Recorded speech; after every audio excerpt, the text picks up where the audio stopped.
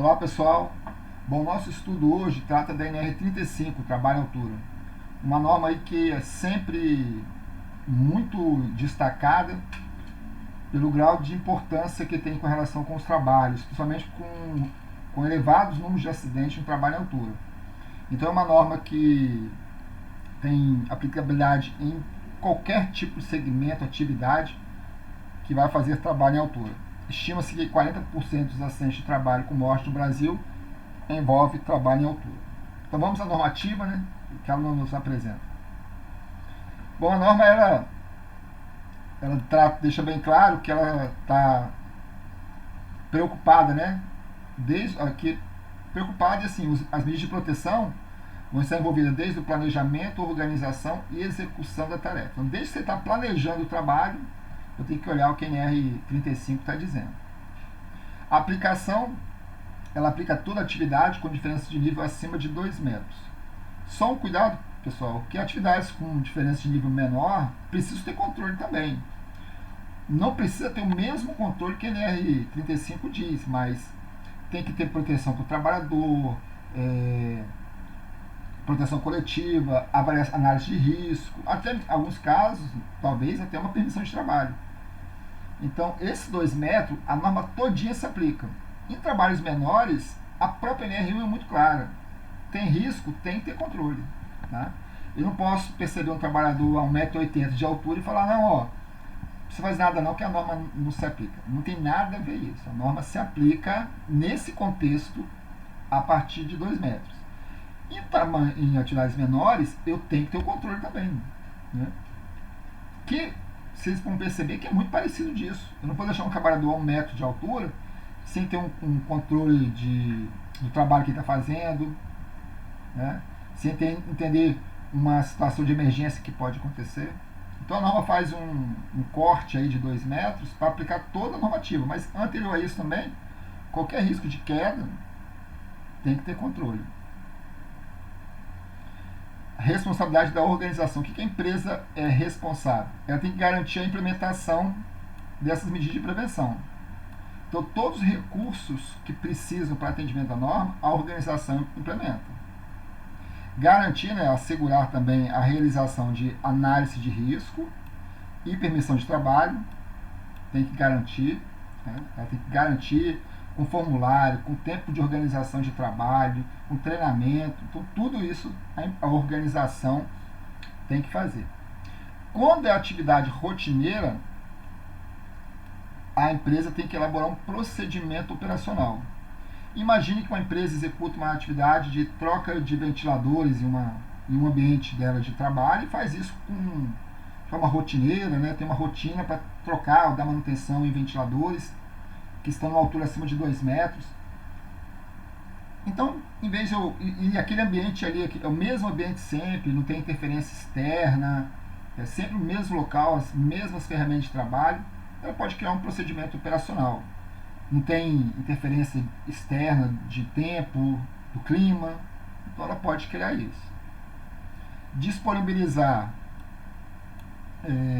instruções de segurança contempladas na R. Então, assim, se eu faço a análise de risco e prevejo esse tipo de comunicação, de treinamento, de orientação para o trabalhador, eu tenho que disponibilizar isso. Tanto na R como na PT também, na permissão de trabalho. Assegurar a realização prévia das condições de local. Então, previamente, sabendo desde lá do planejamento, eu tenho que verificar as condições de trabalho. Porque se eu vejo previamente, eu consigo planejar e implementar as ações de controle.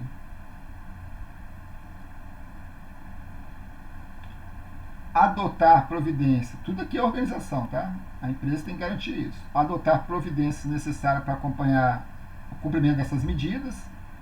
Ou seja, eu tenho um grupo de trabalhadores, treino os trabalhadores, oriento, dou os equipamentos, as ferramentas, os documentos para ser preenchidos. Eles vão lá para campo, tá? No campo, na frente de trabalho, executar a sua atividade. Eu tenho que observar o meu trabalhador e também os prestadores de serviço também, que estão ali. Então eu tenho que adotar providência. Eu vou criar uma inspeção, vai ter um técnico que vai acompanhar, vai ter um encarregado que vai acompanhar, o gerente do contrato de terceiro vai acompanhar. Quem é que vai garantir que isso está acontecendo? Né? Então, para acompanhar é importante. Garantir, né, que o trabalho só se inicie depois de adotadas medidas de prevenção. Então, o trabalhador tem que estar ciente do seguinte, que quando ele vai executar a atividade dele, tem que estar garantido. Então, ninguém pode burlar isso. Não, a empresa não precisa atender 100%, não. Tem que atender 100%. Foi marcado na análise de risco ou na permissão de trabalho, tem que garantir. Garantir que o trabalhador possa suspender os trabalhos em situações onde que o risco, em que as condições de risco não foram previstas. Isso é muito comum, tá? A pessoa planeja, organiza o trabalho, vai executar, quando vai executar percebe um novo risco, nova interferência no trabalho, retorna, refaz a análise de risco. Então a empresa tem que assegurar que o trabalhador tem essa liberdade de fazer isso. Estabelecer uma sistemática de autorização. Não é porque o trabalhador está treinado, está qualificado, que ele pode trabalhar à altura. A empresa tem que autorizar o trabalho à altura também. Então tem que ter uma sistemática. Isso vai envolver o exame médico do trabalhador, periodicidade de treinamento. Então toda essa sistemática tem que acontecer.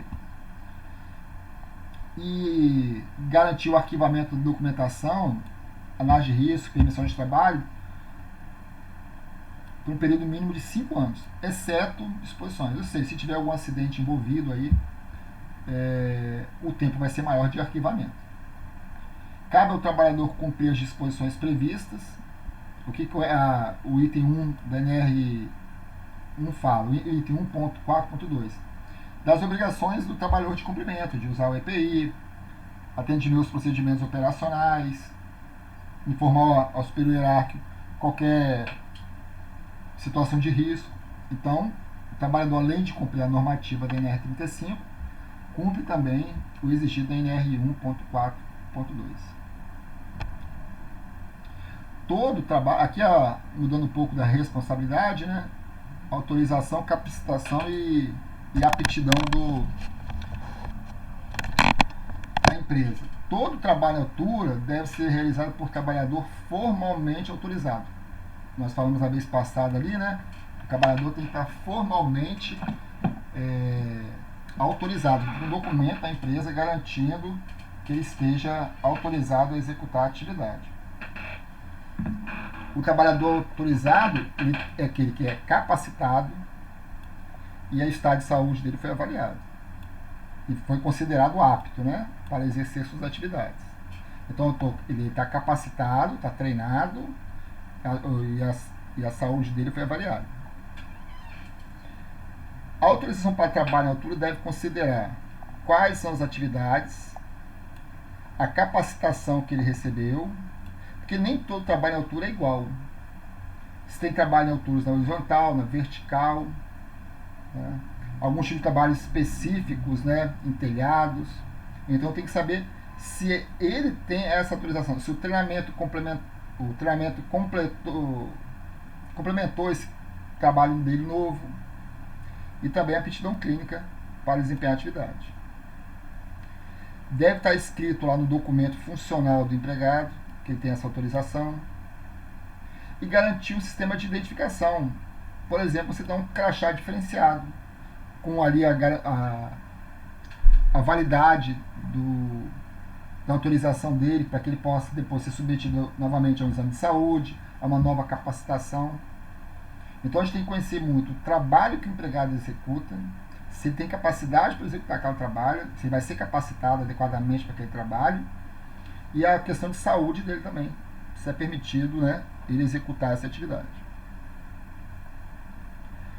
O trabalhador capacitado é aquele que foi submetido e aprovado, olha só, aprovado, ou seja, tem que ter uma avaliação dessa capacitação, envolvendo treinamento teórico, prático. E como a norma NR1 descreve, né, o treinamento inicial, periódico e eventual. Então, ou seja, eu tenho que submeter ele a uma capacitação e avaliar o empregado, dar uma prova para o empregado executar. O treinamento em carga horária mínima de 8 horas.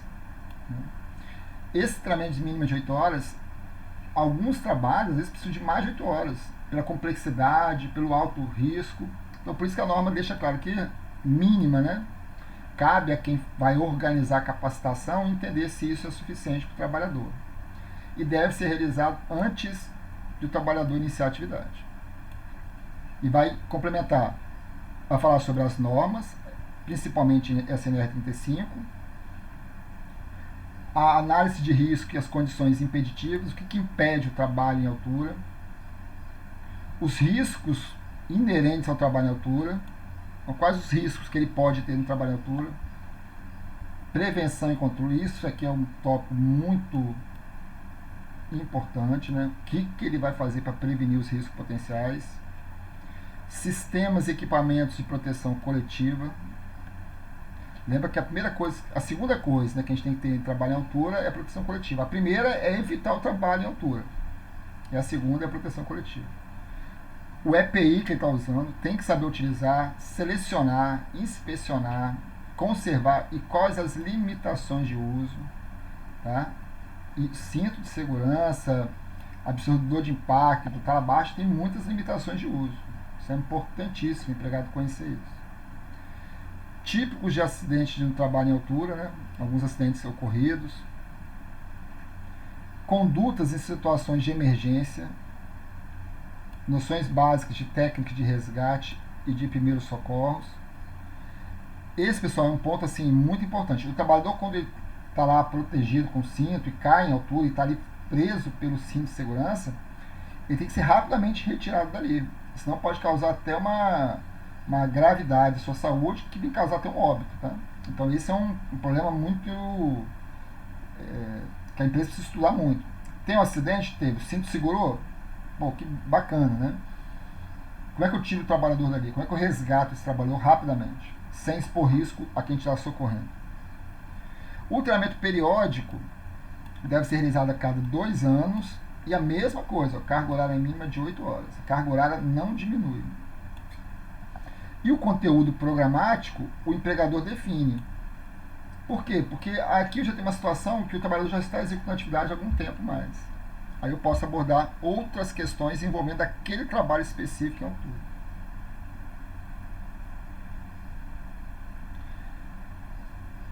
Continuando a autorização, capacitação e aptidão, o treinamento deve ser ministrado por instrutores com comprovada proficiência no assunto.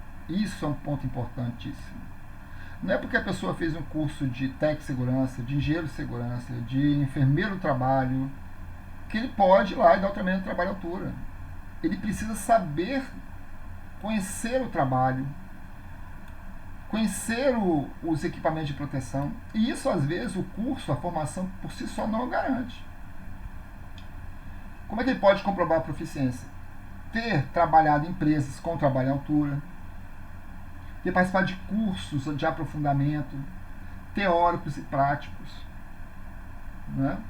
E tem que ter um profissional qualificado ou legalmente habilitado em segurança do trabalho. Ou seja, aqui sim, aí eu vou ter que ter. Quem vai estar dando treinamento tem que estar sob responsabilidade do profissional. Uma formação em técnico de segurança, um engenheiro de segurança, para acompanhar esse instrutor. Né? Então, tá vendo? Essa questão de treinamento é uma questão muito específica, muito importante. Cabe à organização avaliar o estado de saúde dos empregados, né, que trabalham em altura, considerando as patologias que poderão se originar, mal súbito e queda de altura, às vezes o que o empregado tem que pode causar mal súbito, né? E os fatores psicossociais também. Então até uma avaliação de um psicólogo junto ao trabalhador é importante que possa acontecer também. Isso é muito importante. O trabalhador tem que conhecer bem o trabalhador, né, suas limitações físicas e psíquicas, para poder executar a atividade. Aí ele fala que a NR7, né, no item 7.53, né? Então a NR7 deixa bem claro isso, ó. A avaliação do estado de saúde dos empregados em atividades críticas. Trabalho em altura é uma atividade crítica, considerando os riscos envolvidos em cada situação, investigação de patologias. Tá vendo? Como está amarrado? Nós falamos da NR35, NR1, NR7. A aptidão para garantir o trabalho à altura deve ser consignado no atestado de saúde ocupacional. Então tem que estar escrito lá no atestado de saúde que ele está, aptidão ao trabalho inclui, aptidão para o trabalho inclui o trabalho à altura. Lá no ASO dele tem que estar escrito.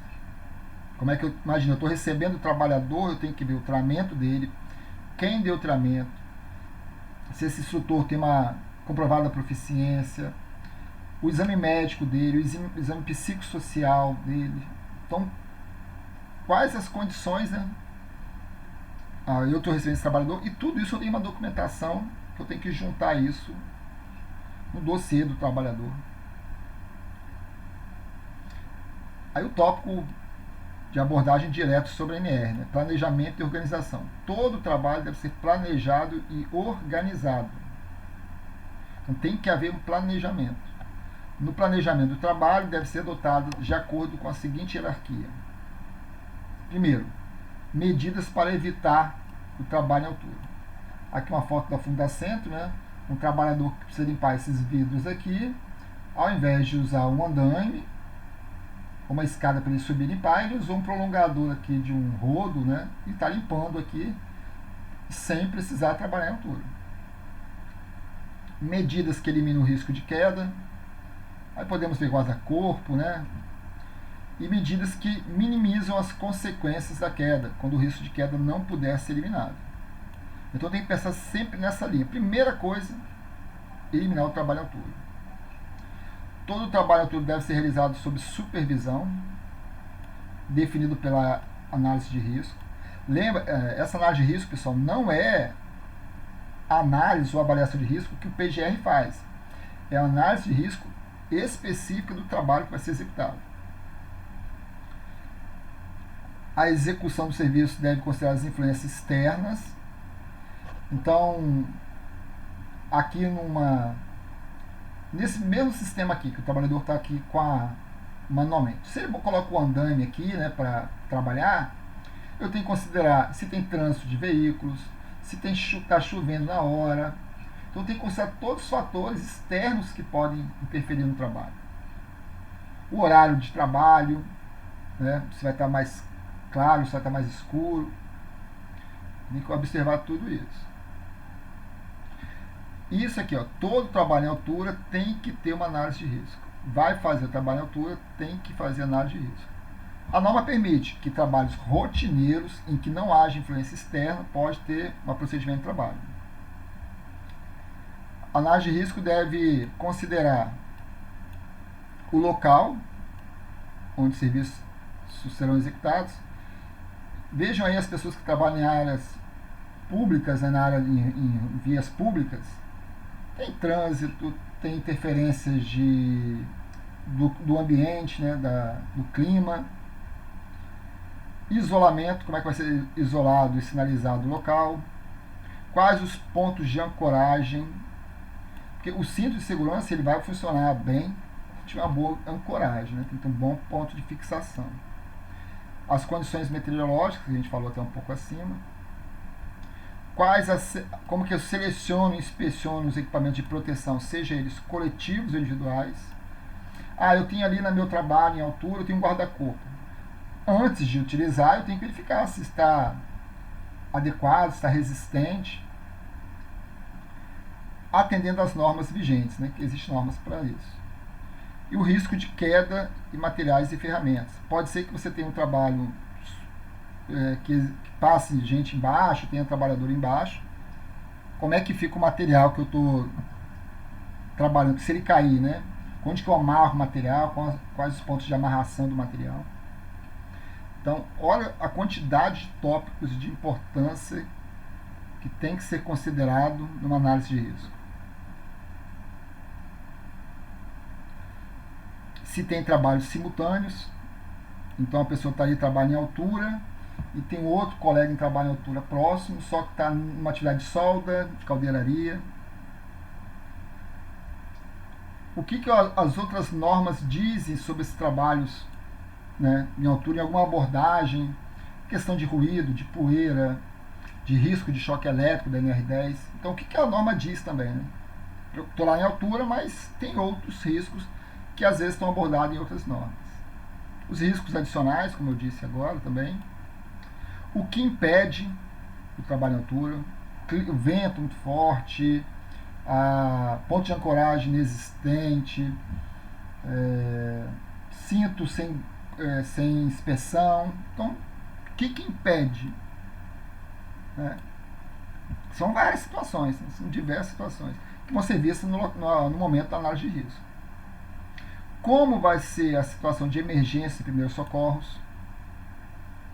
Então, vou subir a altura? Vou. Houve um mal súbito, um mal-estar, como que eu tiro o trabalhador? Antes dele subir, eu tenho que saber como é que eu vou tirar ele de lá. Se precisa ou não de sistema de comunicação, de rádio, não é obrigatório. A análise de risco vai talvez estabelecer se é obrigatório ou não. E como vai ser a supervisão do trabalho? Quem vai supervisionar e como vai ser essa supervisão do trabalho em altura? Ele pulou aqui um pouquinho. Continuando aqui. Para as atividades rotineiras, a análise de risco pode estar dentro do procedimento operacional. Essas rotinas de trabalho, pessoal, atividades que são sempre executadas nos mesmos locais, não tem interferência externa, a mudança do horário não altera em nada, a mudança do clima externo não vai interferir. Então eu crio um procedimento, treino as pessoas constantemente. É lógico que o primeiro procedimento que eu vou construir vai ser em cima da análise de risco. Os procedimentos vão ter muito parecido com a análise de risco. O detalhamento da tarefa, as medidas de prevenção, condição impeditiva, sistema de proteção coletiva individual, as competências, que envolve a supervisão também. Então, o que o AR estabeleceu aqui atrás, o procedimento vai vir de maneira mais genérica. Por quê? Porque ele foi construído em cima da análise de risco. As atividades de trabalho à altura não rotineiras devem ser realizadas mediante permissão para trabalho. Aí mudou o contexto. Então, eu tenho uma atividade agora em que eu vou, a partir de agora, fazer a empresa vai fazer uma troca de telhado, que não é uma atividade rotineira, envolve interferência externa, mas a primeira vez que ela vai fazer essa atividade não é rotineira, ela vai fazer uma análise de risco e vai ter uma permissão de trabalho. Então eu vou ter alguém que vai autorizar, alguém não, o grupo de pessoas, que vai autorizar esse trabalho ser executado. Porque, olha só, é um novo trabalho, as pessoas estão lá, estão capacitadas, fizeram exames médicos, tudo beleza, só que é um trabalho novo. Uma coisa é, eu estou ali fazendo por exemplo, uma limpeza e uma fachada em lojas, numa via pública, né, de 3, 4 metros, e faço isso rotineiramente. Cada dia eu vou lá e faço uma análise de risco. Análise de risco que envolve o ambiente externo, via pública, tudo bem. Mas eu estou ali e faço todo dia minha análise de risco. Só que agora a empresa pegou um serviço que é a 10 metros de altura. Opa, eu tenho capacitação, né? Talvez eu até tenha que complementar minha capacitação. Fui capacitado, estou com o exame médico em dia, só que é um trabalho que eu nunca fiz. Então eu vou ter que ter uma permissão para trabalhar. Para as atividades não rotineiras, as medidas de prevenção devem ser evidenciadas. Então vão estar escritos tanto na R, na de risco, como na PT. Vai estar nos dois as mesmas proteções. Qual o objetivo de quem estabeleceu a norma? Fortalecer ainda mais essas proteções. A permissão de trabalho deve ser emitida em meio físico ou digital, a norma até permite em meio digital, né? Aprovado pelo responsável, então tem que ter uma pessoa responsável pela autorização, e é acessível no local de execução, ou seja, na frente de trabalho lá, o papel tem que estar lá, o documento, os trabalhadores têm que receber essa permissão.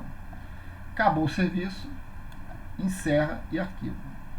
A PT deve conter requisitos mínimos para serem atendidos, além do que a NR fala, né, que mesmo fala as disposições e as medidas estabelecidas na ER, os requisitos mínimos a serem atendidos. Então a norma está falando requisito mínimo, né? Ou seja, a empresa tem que ir lá, além do requisito mínimo, talvez identificar outras questões a mais que transformem em requisito mínimo também. E a relação de todos os envolvidos na atividade. A PT tem validade limitada, duração da atividade. Acabou o turno, a jornada de trabalho, acabou a validação dela. Pode ser até revalidada. Mudou as condições, imagine que você está ali, fez análise de risco, fez a PR de manhã, tudo bacana. Meio-dia, choveu, opa, refaz tudo de novo. Análise de risco e permissão de trabalho. Mudou as condições. Não estava previsto antes.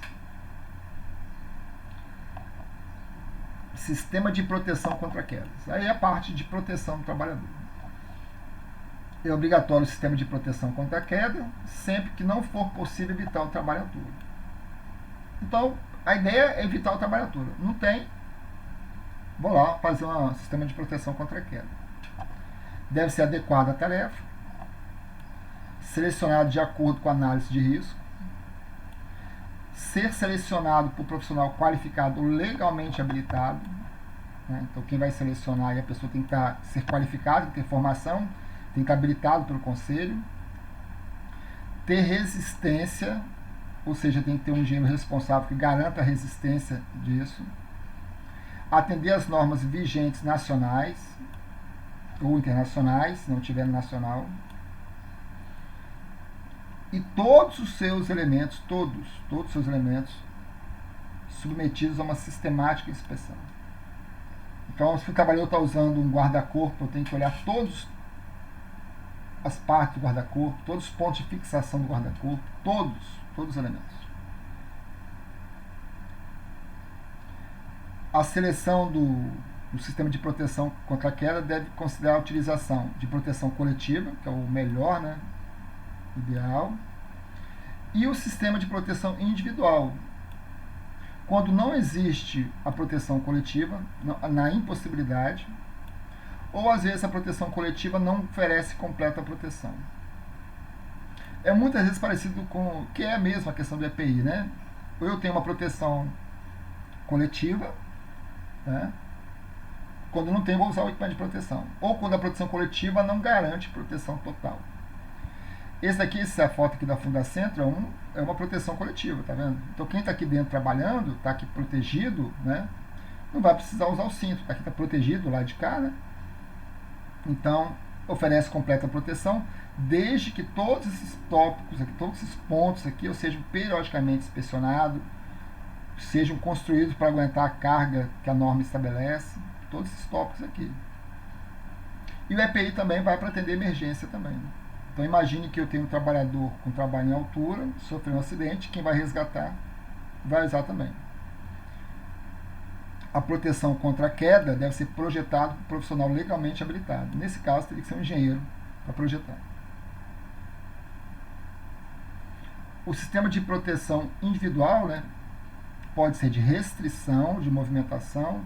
O que é isso? Ó, o trabalhador está andando aqui no telhado, aqui, mas ele está preso a um cabo de aço em que limita, ele não consegue vir mais para o lado de cá. Né? Está restrito o movimento dele. Aqui também, ó. Ele só consegue descer pela escada, ele não consegue fazer outro caminho que não seja por isso.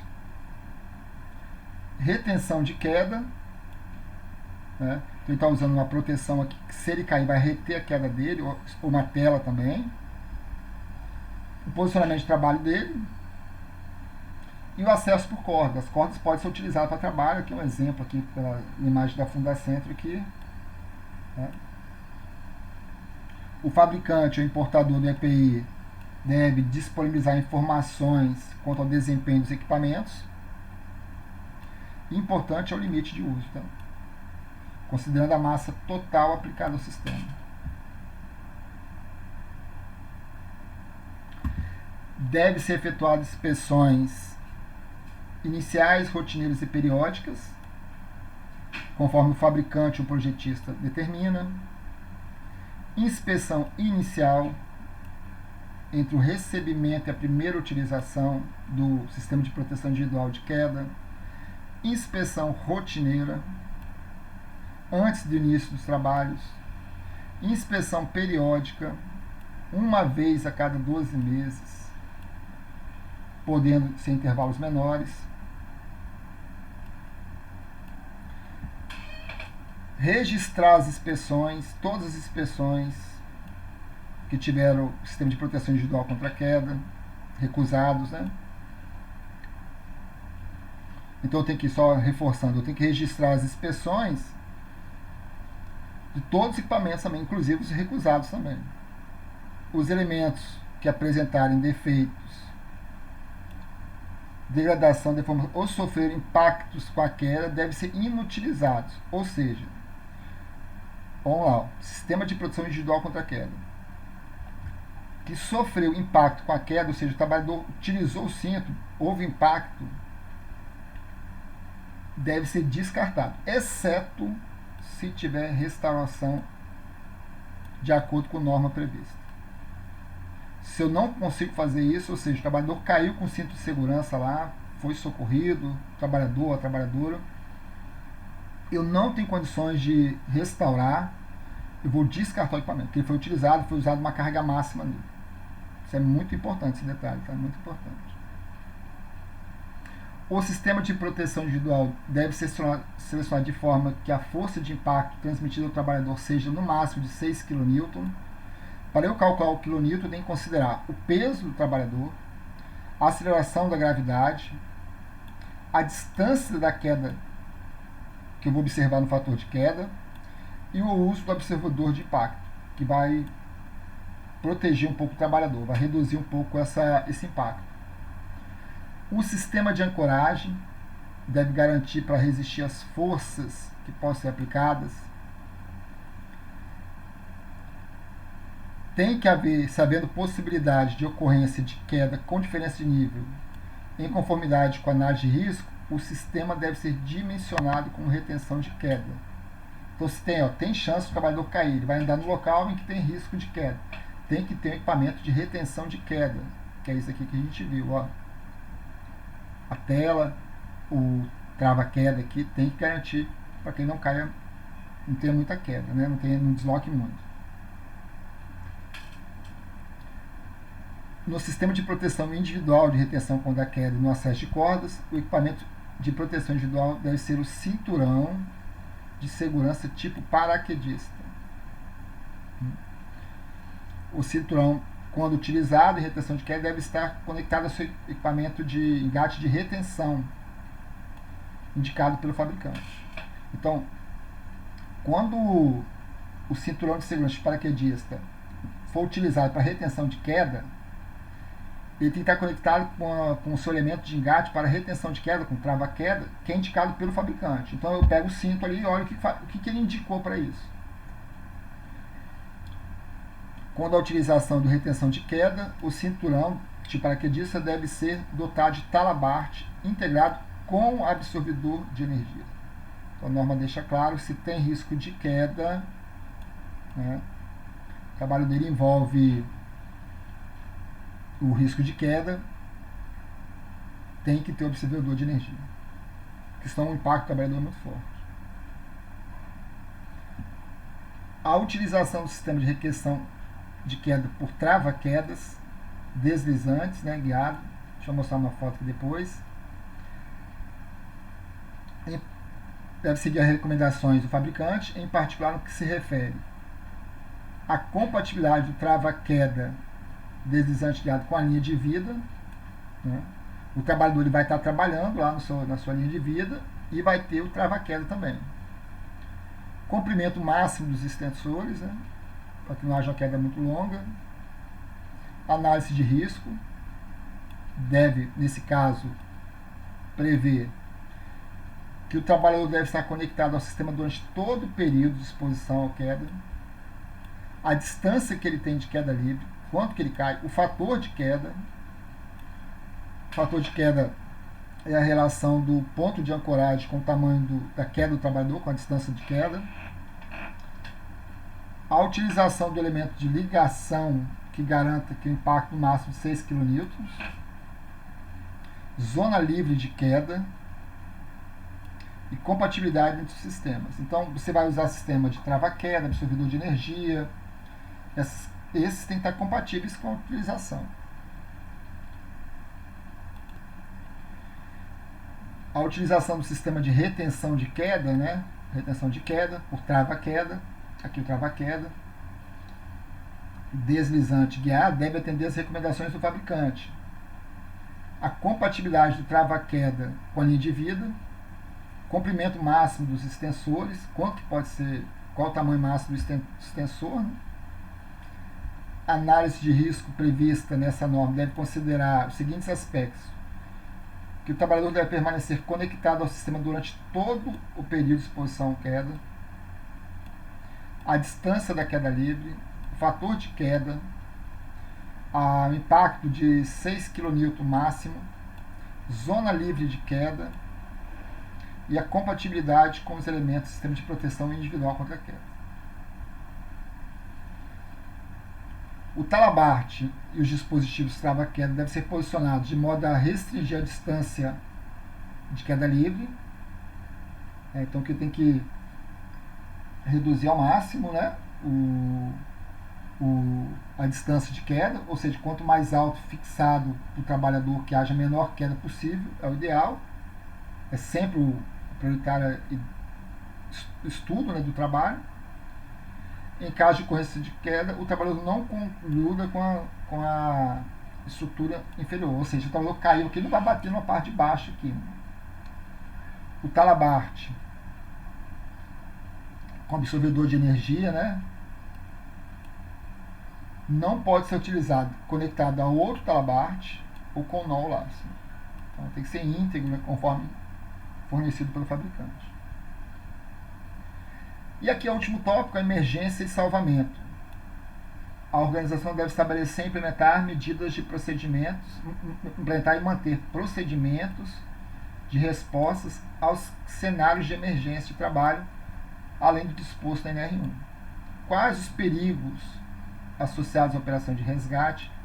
Pessoal, é muito comum o trabalhador cair em altura e os colegas querem de qualquer forma ajudar, e às vezes não associam o perigo que isso pode estar exposto. Quem são a equipe de emergência? Tempo estimado para o resgate, tem que fazer treinamento, não simulado.